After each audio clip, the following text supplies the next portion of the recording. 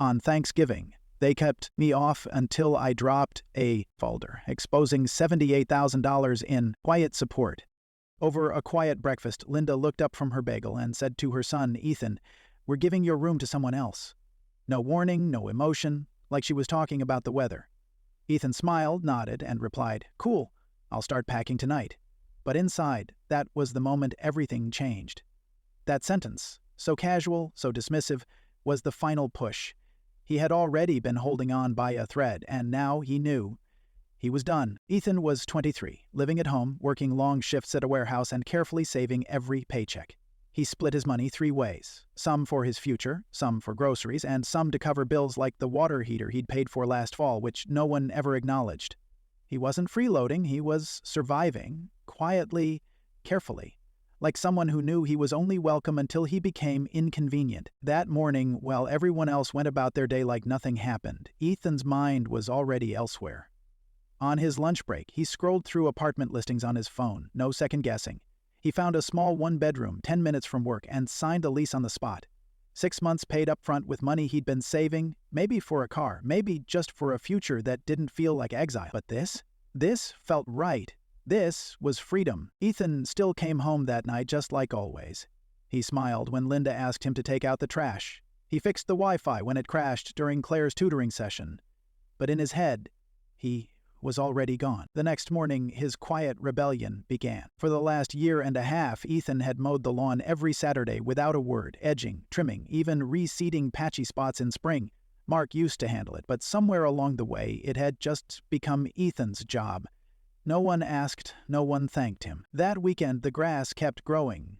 Ethan walked right past the mower shed and went out for coffee instead. When he got back, Mark was in the yard, arms crossed, staring at the overgrown grass like it had personally offended him. "You forget to mow?" he asked, already irritated. Ethan shrugged. "Nah, just didn't feel like it." Mark blinked, confused. "You gonna get to it later?" "Don't think so," Ethan said as he breezed past him, coffee in hand. Later that evening, the Wi-Fi dropped again. Claire's Zoom tutoring cut out mid-call, and she started yelling from her room in a panic. Normally, Ethan would have been behind the TV already, replacing cables, restarting the router like he always did. But this time, he just stood in the kitchen, calmly spooning chili into a Tupperware. "Mom, the Wi-Fi's out again," Claire shouted. "Where's Ethan?" Linda called back, annoyed. But Ethan didn't answer. He just walked out the door with his dinner and let them figure it out. The small cracks started to show almost immediately. By Sunday, the Wi-Fi was still down. Claire was panicking again, another tutoring session gone mid-call. Normally, Ethan would have jumped in, rewired the mess behind the TV, and gotten it running, but now he just stood in the kitchen, quietly packing his lunch for the next day, pretending not to hear a thing. Later that week, he skipped Claire's school pickup. No warning. He'd been adjusting his work hours for months just to make it happen. Because Linda's job ran late and Mark refused to leave work early. That Thursday, Claire sat in the school office for 2 hours until someone showed up. When Ethan came home, the air was thick with tension. "You forgot your sister today," Linda said coldly. Ethan dropped his keys on the counter. "No," he said, without looking at her. "I didn't forget." He walked right past her. Then came the leak. The kitchen sink started dripping again, slow, steady, and familiar. Ethan had fixed it a year ago with a gasket he bought himself from a specialty hardware store across town. He never mentioned it back then. He just did it. Quietly. Now the leak was back, and Mark was crouched under the sink with a flashlight and a roll of paper towels like he was examining a crime scene. "You know how to fix this, don't you?" Mark asked, looking up. Ethan paused in the doorway, coffee in hand. "Yeah," he said. Mark waited. Ethan kept walking. That night after dinner, he didn't clean up like he always had. No rinsing, no wiping down counters. He simply stood, stretched, and disappeared into his room, leaving the clinking of forks behind him and a silence that was starting to throb through the house. It wasn't loud, it wasn't angry, but it was different, and they all felt it. By Friday, the cracks had turned into full-on fractures. While Ethan was at work, Linda texted him, "Can you cover the power bill this month? We forgot, and your dad's check hasn't come in yet." He stared at the message for a moment. For the past year, he'd been quietly covering bills like this: electric, water, internet, setting reminders in his own phone to keep them from being shut off. But this time, he just replied, "Sorry. I've got rent now, remember?" No response. That night when he came home, the porch light was out. The house was darker than usual, tense and quiet. Claire sat at the kitchen table, frustrated, scratching at her math homework with the wrong end of a pencil. "You didn't get the printer paper?" she asked. Without looking up, Ethan shook his head. "Thought someone else might this time." She threw the pencil down and stomped off. Linda stood in the hallway watching him, not angry, just confused, like she was trying to figure out who he was now. He smiled at her, calm and collected, as if nothing was out of place. The next morning came with a new kind of silence. No coffee. Ethan heard the kitchen cabinets opening, slamming. Then a quiet, annoyed curse from Linda when she realized they were out of coffee grounds. He had always restocked it, picking up bulk bags from a store near his job. Never mentioned it, just made sure it was there. Now the canister was empty, the Keurig silent. Ethan sat in the living room, fully dressed, eating cereal, keys in hand. "You going out?" Linda asked, trying to sound casual. "Yeah," he said. "Meeting the landlord. Grabbing a few things." She stiffened. "Landlord?" Ethan just nodded and walked out the door. 2 hours later, he was back with a few boxes. Not a scene, not a statement, just quiet action. That afternoon, he began clearing out his room. Not all at once, not loud. One box at a time, methodical. Tools, clothes, books. Each trip to the car was met with silence, but he could feel their eyes on him. By dinner, he was halfway done. Mark sat on the couch pretending to watch TV. Claire was glued to her phone. Linda, trying to reassert some control, finally spoke up. "So we talked, and we think maybe we should wait a bit before giving your room to Claire." Ethan paused mid-bite. "Wait." She looked to Mark, who pretended not to hear. "Well, with everything going on, maybe it's not the right time." Ethan swallowed and said simply, "No. It's the perfect time." The room went still. "I already signed a lease," he added. "I'm moving out Tuesday." Claire blinked. "Wait. You're serious?" Ethan didn't flinch. "Claire, you packed my stuff into storage bins when I wasn't home. I found them shoved under the stairs, so yeah." "I'm serious." Linda's voice softened, almost fragile now. "You should have said something." "I did," Ethan replied. "You just didn't hear it because I smiled when I said it." Then he went back to eating, while the rest of them sat in stunned silence, slowly realizing he wasn't bluffing. And he wasn't coming back. The silence after he left was loud. Day 1, nothing. No texts, no calls. Day 2, the phone buzzed. A missed call from Linda. Then a text. "Hey, the internet's out. Do you remember the router login?" Ethan ignored it. A few hours later, Mark chimed in with his own message, trying to mask frustration with fake practicality. "Where do you keep the mower key?" That one went unanswered too. By Friday, the tone shifted. Guilt seeped into the texts, a wave of confusion. Claire sent one word.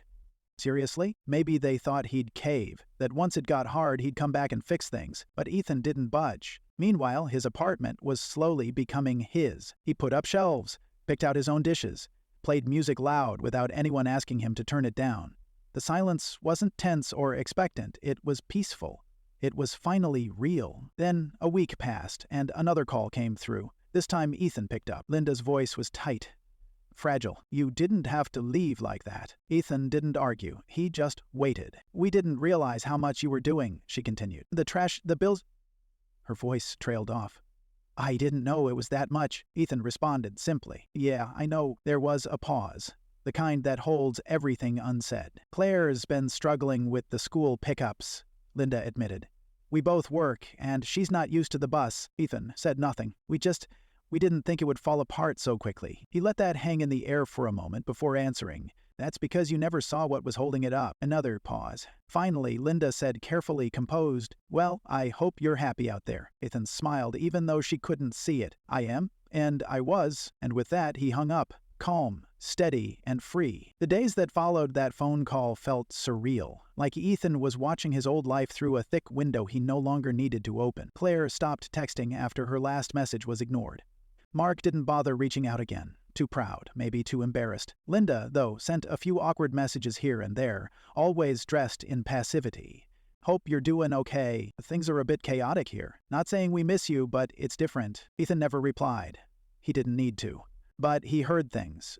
Through neighbors, mutual friends. The lawn had grown wild. Claire missed more school pickups and had to walk home in the rain twice. The water got shut off for half a day, just long enough to panic, before someone remembered the bill. The porch light still flickered like it was blinking SOS. They were drowning in the little things, the ones they never realized were being done until they weren't. And the strange thing? Ethan wasn't angry anymore. He wasn't waiting for an apology. He wasn't watching to see if they failed. He was just done. He made simple meals in his new kitchen. Nothing fancy, but they tasted better. Not because of the ingredients, but because they were his.